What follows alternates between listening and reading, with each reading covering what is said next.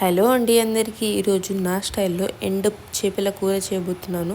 దానికి ఒక కడాయి తీసుకొని 2 టేబుల్ స్పూన్ ఆయిల్ వేసేసుకొని ఎండుమిరపకాయలు పోపు దినుసులు వేసేసుకొని పచ్చిమిరపకాయలను వేసుకున్నానండి. ఇంకా 2 సైజుల ఆనియన్లు వేసేసుకున్నాను.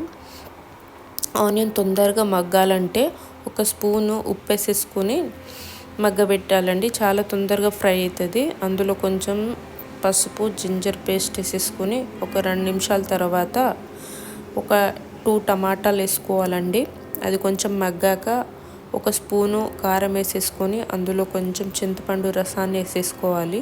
అది కొంచెం ఉడికాక అందులో మనము వాష్ చేసుకున్న చేపలను వేసుకోవాలండి. ఎండు చేపలను కొంచెం కాల్చేసి ఒక అర్ధగంట సేపు నానబెట్టేసి వాష్ చేసేసుకొని పెట్టేసుకోండి. నీసు వాసన అనేది పోతుంది. ఇంకొంచెం ఆయిల్ నీళ్ళు